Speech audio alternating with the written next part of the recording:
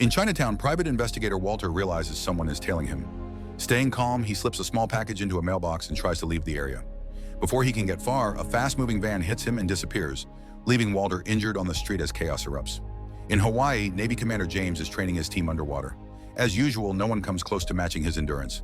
Just as he's about to lecture them, he's informed of an urgent police call. Soon after, James stands silently in a morgue, staring at Walter's body. Authorities claim it was an accident involving advanced technology, but James shows little reaction. That evening, James prepares dinner like it's a normal day.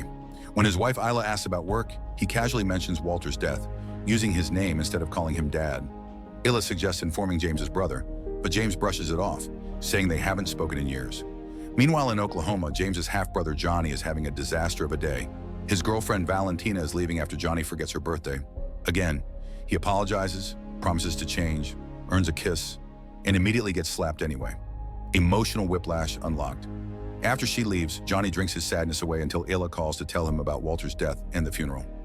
Jonny doesn't care and walks into the bathroom mid-call when two strangers suddenly corner him, demanding a package Walter supposedly sent. Jonny panics so badly that the moment becomes painfully awkward for everyone involved, including the attackers. They threaten him, but Jonny flips the situation and turns his bathroom into a complete mess, using whatever's nearby. At one point, he even pauses to grab a drink, because priorities. Eventually, the intruders are knocked out, but not before one damages Jonny's family shrine, pushing him to finish things. Later, Jonny finds a breakup note from Valentina reading, "Thanks for nothing." Somehow, that hurts more than the attack. While cleaning up, he discovers a hidden photo of Walter and pockets it. At the funeral the next day, James notices suspicious figures in attendance and is shocked when Jonny shows up. The brothers immediately start arguing until the priest shuts them down. After the ceremony, Walter's ashes are sent off at sea. Jonny later learns James is living in their childhood home.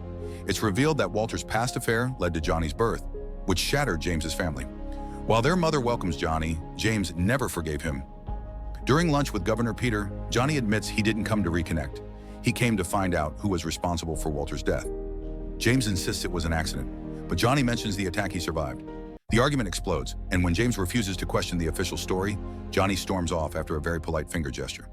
At a bar, Jonny runs into an old contact, Al Kai, who secretly slips something into his drink. Jonny wakes up facing syndicate boss Mr. K, who warns him to leave Hawaii within 7 days or face consequences. To make the message unforgettable, Mr. K leaves Jonny with a permanent reminder. Meanwhile, James reviews Walter's case with Detective Renard. With no witnesses or working cameras, the case is considered closed. James collects Walter's belongings and finds a strange list of words hidden in his wallet. Jonny later breaks into Walter's apartment and discovers a hidden weapon. When another man named Pika enters, Jonny confronts him after a brief chase. Pika explains he once worked undercover for Walter during a catering job and admired him deeply. Jonny decides Pika now works for him and fixes his injured nose in the least comfortable way possible. Back at the crash site, James notices unusual tire marks in a nearby shop camera. He pressures the owner into cooperating. Elsewhere, Jonny and Pika discover a surfboard hiding secret blueprints marked with a government seal. Jonny calls Hanani, who agrees to investigate further. As Pika tries to leave the apartment, the front door suddenly slams open. James storms in with his weapon ready, and Jonny instinctively pulls out his own.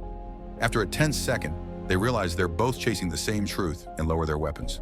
Awkward family reunions really need better timing. James then reveals a flash drive containing store security footage.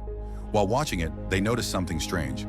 The van involved has no license plate and never tries to slow down. Jonny is convinced it wasn't an accident, but James wants more solid proof. Jonny sends Pika to dig into the catering company from Walter's final job, and the brothers leave together. Unfortunately, they're still arguing while driving, which explains why they don't notice a large vehicle charging straight at them. A brutal car chase follows. Shots are fired from the other vehicle, forcing Jonny to speed up, accidentally plowing through restaurant tables. Somewhere, a waiter just quit on the spot.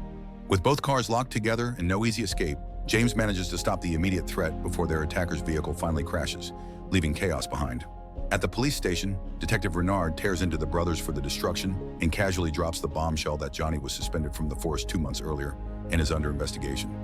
James hands over the flash drive, asking Renard to take the case seriously, but Renard brushes it off and tells him to stay out of trouble. Solid advice, completely ignored. That night, Honani uncovers new information. The blueprints point to land on the island's east side, commissioned by a global resort owner named Marcus.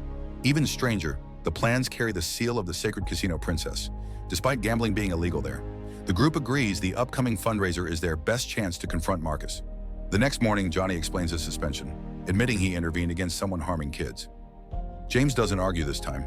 They then visit the land marked in the blueprints, only to find it's not a construction site at all, but a historic village belonging to the local community. Shortly after, Pa calls with major news.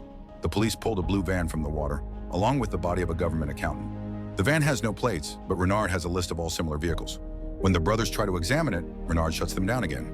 Once he's gone, Jonny asks Pika to investigate the only Japanese company on the list, Hayashi Imports. Hours later, Pika is undercover as a waiter at the fundraiser and sneaks extra uniforms to the brothers. He confirms Hayashi Imports is tied to organized crime.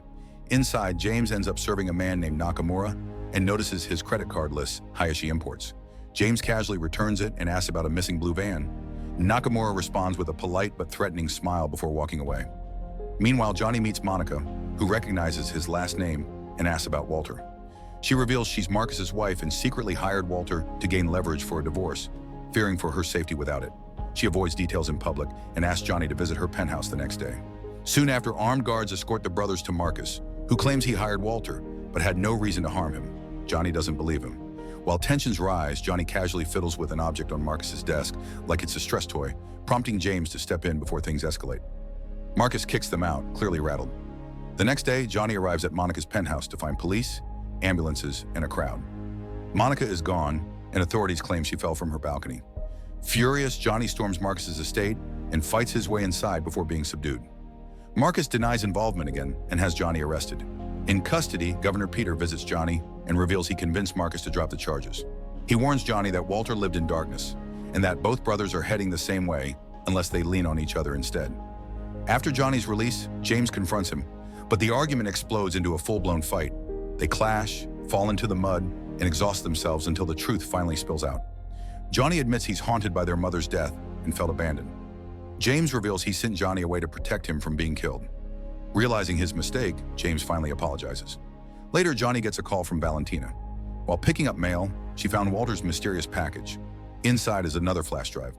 Jonny asks her to bring it to Hawaii. At the airport, he goes in for a hug, but she responds by throwing her suitcase at him instead. Progress.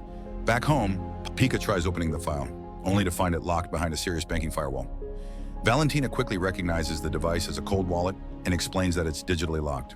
The flash drive is the key, meaning someone desperately wants access to a hidden account. It requires 12 unique words, so James hands Pa the strange ticket he found in Walter's wallet. Pieces finally start lining up. Never trust a wallet with homework inside. Before they can dig further, a helicopter appears overhead and starts causing chaos. James struggles to keep the car steady while avoiding blocked roads and falling obstacles. Jonny tries to help, but aiming under pressure clearly isn't his strong suit. Valentina calmly tells James to let her drive, and instantly proves she's the best driver in the car, weaving through wreckage like it's a casual Sunday commute. The helicopter retreats, but two attackers on a motorcycle take its place. Valentina makes a sharp maneuver that sends the car briefly backward, confusing everyone involved. Jonny misses every shot he takes, so Valentina deliberately stops the car, causing the bike to crash into it. One attacker clings to the roof and manages to get inside, forcing James to restrain him while Jonny deals with the other one outside.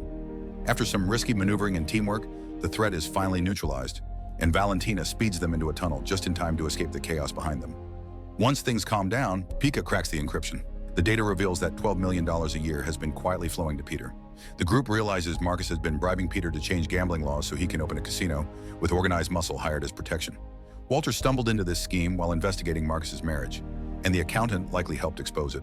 Once Peter realized the secret was out, he started eliminating loose ends. At the same time, Nani confronts Peter with the blueprints. He pretends ignorance and promises to review everything, which convinces absolutely no one. When James returns home, he finds the house empty and Illa's phone on the floor. His children are hiding safely, but Illa has been taken. Moments later, Marcus sends a video demanding the flash drive in exchange for Illa and Nani. James doesn't hesitate. He and Jonny gear up for a direct rescue. That night, the brothers infiltrate Marcus's estate, silently taking down guards and cutting power to the house. The tension builds as they move inside, leaving behind clear signs that they're coming. Marcus sends his men to investigate, but they don't return. When Nakamura and his crew step in, James handles them in close quarters, pushing himself further than ever before. Jonny has to step in to pull him back before rage takes over completely. The brothers reach the basement and free Illa and Haunani. Jonny considers leaving, but chooses to confront Marcus once and for all. Illa convinces James to stay with Jonny, while Jonny goes after him. In the basement, James faces Nakamura in a final confrontation and manages to overpower him after a brutal struggle. Outside, Jonny finds Marcus attempting to escape by boat, They clash in a desperate fight, each throwing anything they can grab. Marcus regains the upper hand and starts talking, long enough for Jonny to use a final trick. The confrontation ends in a fiery conclusion, and moments later James dives in to pull Jonny to safety. Together they watch as the threat finally disappears. By morning, Peter is arrested publicly, and the truth comes out. Later, the family gathers on the beach to honor those they lost. Jonny apologizes for staying away and promises to do better, with his family and with Valentina. Mr. K appears one last time, admitting he manipulated events to weaken his rivals. As payment, he hands Jonny the name of his mother's killer. Jonny looks at it, then burns the paper, choosing peace over revenge, and walks back to his family to begin again. Like and subscribe for more recaps like this.